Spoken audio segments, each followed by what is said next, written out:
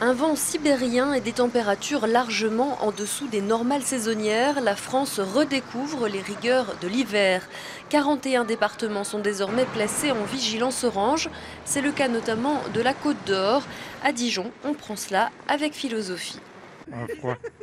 Un froid sec, c'est agréable. Du moment qu'on est emmitouflé. Ben voilà, c'est ça. Il n'y a pas de mauvais temps, il n'y a que un mauvais équipement. C'est la morale du jour. Difficile de sourire lorsque l'on vit dans la rue. À Paris, l'armée a mis à disposition près de 600 lits pour les sans-abri. L'Isère, la Savoie, l'Ardèche et le Nord ont activé le niveau 3 du plan Grand Froid pour ouvrir davantage de places dans les centres d'hébergement. Et puis un peu partout en France, le rythme des maraudes s'accélère. Nous avons suivi une équipe du SAMU social à Troyes. Donc on va commencer par aller voir sur le banc à Fernand. Si Fernand est Fernand, OK. il sera encore dehors? Oui, il est encore dehors. 20 h, la maraude du SAMU social de la Croix-Rouge peut commencer. Premier sur la liste des bénévoles, Christian. Depuis qu'il a perdu son permis il y a quelques mois, ce chauffeur routier de 53 ans dort dans sa voiture. Dans la voiture et puis chaud, j'ai une bonne couverture, j'ai tout ce qu'il faut. En fin de compte, Donc là, c'est juste une boisson chaude, un peu de discussion et après vous repartez. Voilà. L'équipe n'a pas réussi à convaincre Christian de rejoindre un hébergement d'urgence pour la nuit.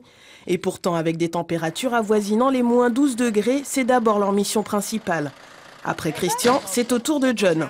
Comme Christian, il connaît très bien l'équipe de bénévoles et au fil du temps, les liens se tissent. Ça fait un moment que je t'ai pas vu, toi, dis donc. Ça va la journée, ça s'est bien passé?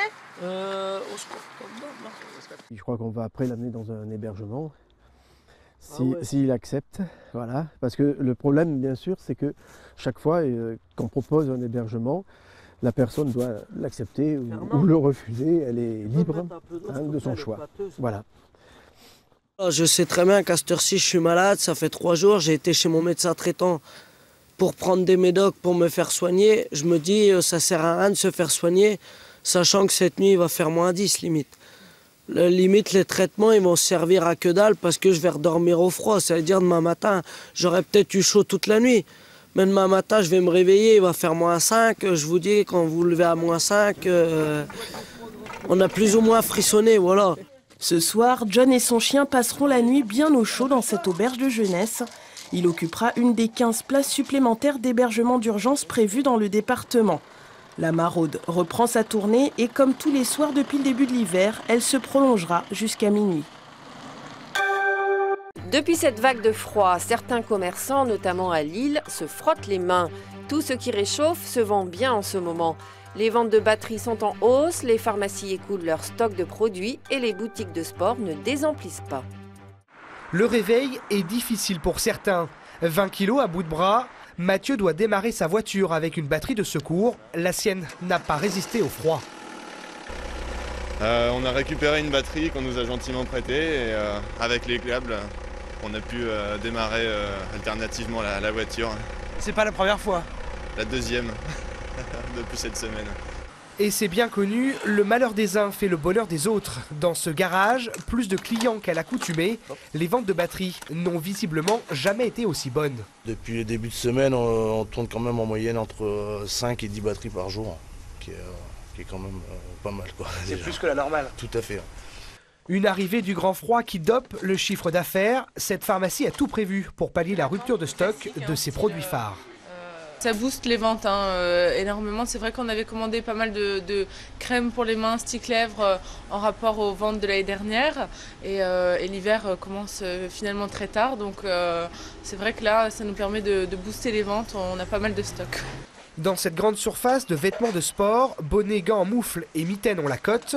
Placés à l'entrée du magasin, tout est fait pour donner le déclic aux consommateurs. Alors en effet, on a des achats d'impulsion sur le froid, un achat de besoin. On a besoin de se réchauffer, on vient chercher des gants, des bonnets, des chaufferettes. Mais c'est vrai que la vague de froid ici vient créer un énorme pic qui vient multiplier jusqu'à 4 nos ventes sur la boutique en centre-ville. Attention à la surchauffe, le réseau électrique a été placé sous surveillance en Bretagne et dans le sud-est de la France, car la consommation devrait faire un bond ce soir pour atteindre 97 000 mégawatts. Dans le Var et les Alpes-Maritimes, une alerte orange éco-watt a même été lancée. Cette région est alimentée par une seule ligne 400 000 volts, donc une fragilité structurelle du réseau de transport d'électricité. Donc c'est la région à risque en cas de forte consommation. De l'électricité produite en majorité en France par le nucléaire, une source d'énergie passée au crible de la Cour des comptes qui vient de rendre son rapport, de quoi relancer la polémique. C'est un rapport sans précédent sur le coût de l'électricité nucléaire. Selon la Cour des comptes, 228 milliards d'euros ont été investis depuis les années 50. Mais ce que l'on retiendra surtout, ce sont les investissements à venir. D'ici 2022, 22 réacteurs sur 58 atteindront leur 40e année. Une ancienneté qui nécessitera plus de maintenance. Les coûts de production d'électricité nucléaire devraient donc augmenter de 10% en 15 ans. Malgré tout, pour Jean Bazin, élu UMP de la région, ce rapport démontre que le nucléaire reste l'énergie la plus économique. Toute énergie a un coût. Aujourd'hui, il y a quelque chose qui est certain, c'est que le nucléaire nous permet d'avoir une énergie moins chère que nos voisins européens et moins chère que si on était totalement sans le nucléaire. Les énergies renouvelables ne peuvent venir qu'en complément du nucléaire qui assure une production de masse et de base. Le rapport de la Cour des comptes laisse une incertitude, celle du coût du démantèlement d'une centrale encore jamais réalisée. Pour l'élu vert Jacques Boudier, cela justifie un arrêt de la production d'énergie nucléaire. L'argent qui est maintenant investi dans le nucléaire devrait être investi dans les énergies renouvelables afin de préparer et de mettre en place l'alternative au nucléaire et de passer d'ici 20-30 ans à sortir complètement du nucléaire et avoir une énergie électrique qui est issue des énergies renouvelables. Avec 2 centrales à Paluel et Penly et le projet d'EPR, le sujet s'annonce d'ores et déjà comme l'un des thèmes centraux des élections législatives de juin en Haute-Normandie. Le fonds d'investissement Goldsmith Group s'est dit intéressé aujourd'hui par la reprise des 5 raffineries de Petroplus sans préciser le montant qu'il serait prêt à débourser. Pendant ce temps-là, près de 250 salariés du site de Petit-Couronne ont manifesté ce matin près de Paris pour demander le sauvetage de leur filière. Une réunion avait lieu entre l'Union française des industries pétrolières et les syndicats de la filière. Les mêmes sociétés qui sont membres de l'UFIP, c'est-à-dire Shell, Total, Exxon, etc., ce sont des sociétés qui ont construit leur raffinage en France, qui aujourd'hui, depuis plusieurs années, détruisent leur raffinage en France. La raffinerie de Seine-Maritime est à l'arrêt depuis début janvier. Le ministre de l'Énergie a dit espérer annoncer le redémarrage des machines d'ici 15 jours. Plus de 7 ans après le drame de l'explosion d'une conduite de gaz à Guilanguin en Belgique, c'est la fin d'une longue période d'attente pour les 75 victimes qui ont signé un accord définitif d'indemnisation. 10 millions d'euros, telle est la somme record que devra verser le gestionnaire du réseau gazier Fluxys aux victimes de cette catastrophe industrielle. Ces indemnisations tiennent compte de l'état des blessés. En juillet 2004, l'explosion avait causé la mort de 24 personnes. 132 autres ont été gravement brûlés. C'est une nuit qu'il n'oubliera jamais, celle du 5 au 6 juin 1944 à Turqueville, dans la Manche. Le vétéran américain de 92 ans, Forrest Nichols, revient sur ce lieu historique où le soldat a été parachuté dans un pré. Il avait 24 ans. C'est avec émotion qu'il témoigne aujourd'hui au musée Airborne. C'est un grand honneur pour moi d'être ici et d'être remercié de cette façon. La France est chère à mon cœur et je ne l'oublierai jamais. Forrest J. Nichols n'oubliera jamais cette nuit du 5 au 6 juin 1944. Il était alors un jeune soldat américain de 24 ans, venu du Missouri, engagé dans un régiment d'infanterie appartenant à la 101e division aéroportée. Ce sont les prémices de l'opération Overlord, donc ces troupes de choc, ces troupes aéroportées américaines, sont là en premier lieu donc pour sécuriser la contrée et encore une fois pour éviter que les Allemands ne mettent à mal toute l'opération. Forrest J. Nichols est parachuté dans un pré à Turqueville, à quelques kilomètres à l'est de Sainte-Mère-Église. Sainte-Mère-Église où il essuiera ses premiers tirs allemands.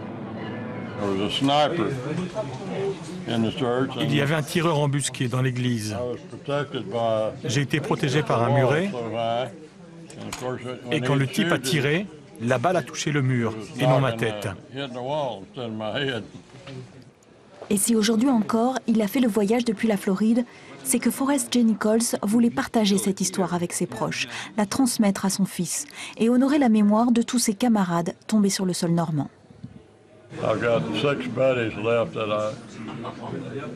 Je n'ai plus que 6 amis vétérans encore vivants. Nous sommes de moins en moins. Et ce voyage est probablement le dernier.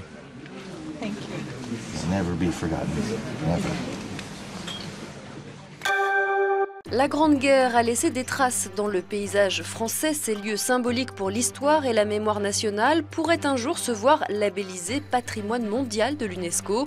C'est en tout cas ce que souhaitent plusieurs départements du nord de la France. Dans la quiétude de ce paysage de campagne, au plus profond de la mémoire, résonnent encore les bruits de la Grande Guerre.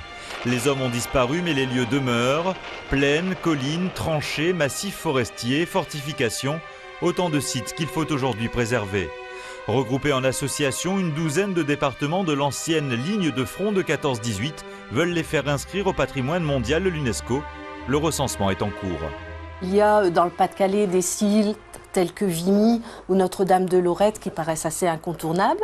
Dans le nord, on n'a pas de monuments de ce type, mais nous avons des zones très marquées au niveau du paysage de guerre, type par exemple le Cambrésis, ou encore des sites comme Fromelles qui ont été redécouverts plus récemment.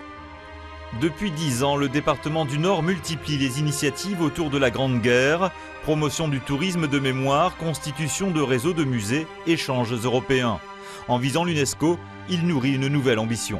Ça crée un devoir moral de préserver des traces de l'histoire, des éléments de patrimoine pour les acteurs politiques, les acteurs locaux. Et donc, quand on fait un plan d'urbanisme ou quand on fait une politique culturelle, on accordera à ces sites un intérêt tout particulier. Mais ce nouveau projet peut-il faire de l'ombre à celui du classement du bassin minier au patrimoine mondial engagé depuis des années? Aucun risque selon ses défenseurs qui savent que le chemin est long avant qu'un tel dossier arrive sur le bureau de l'UNESCO. Je pense que c'est un très beau dossier. D'ailleurs, nous-mêmes, dans le dossier du bassin minier, nous avons parlé de l'impact des guerres sur, par exemple, le fait qu'il y a Vimy et Lorette, c'était lié à la proximité de l'accès au charbon, ce qui en temps de guerre est décisif. Donc, moi, je suis très favorable à ce type de dossier. Les défenseurs des sites de la Grande Guerre en sont conscients et pour défendre leur dossier, ils s'appuieront sur les commémorations du centenaire de 14-18 qui débuteront dans 2 ans. Terminons avec la découverte des trésors cachés de Gainsbourg. Philippe Duquesne, comédien de théâtre, de cinéma et ex des Chiens, rend hommage à Gainsbourg sur la scène du Rabelais à Annecy. Il y dévoile des textes peu connus du chanteur et la magie opère. C'est une petite poupée qui fait pipi caca. Une petite poupée qui dit papa, papa. Celle-là, vous ne la connaissiez pas, n'est-ce pas? Eh oui, le monstre sacré nous réserve encore aujourd'hui quelques trésors cachés. J'étais le premier étonné. Et c'est pour cette raison que j'ai voulu vraiment en faire un spectacle, pour faire connaître ce répertoire-là, qui est vraiment constitué de petits chefs-d'œuvre, de perles, aussi bien au niveau des textes que de la musique. Et les deux rassemblés, pour moi, c'est de la poésie. Son premier 45 tours, c'était Gainsbourg. Duquesne avait 12 ans. Et toi, dis-moi quelque chose. Tu es là, comme un marbre rose, aussi glacé que le plastron, mon smoking. Le samedi soir, enfonçant au bal sur son Solex, Duquesne rêvait de bébé, puis de Jane B, l'année 70.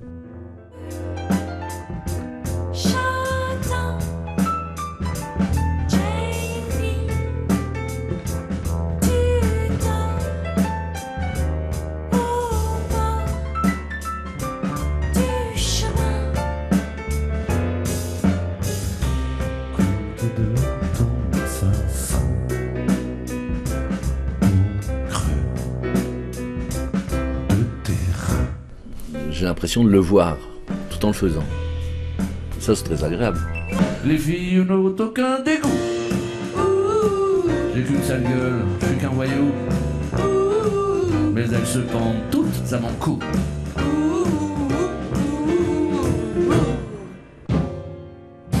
Le mystère Gainsbourg par Philippe Duquesne et son orchestre. Tout de suite, l'édition des locales après la météo.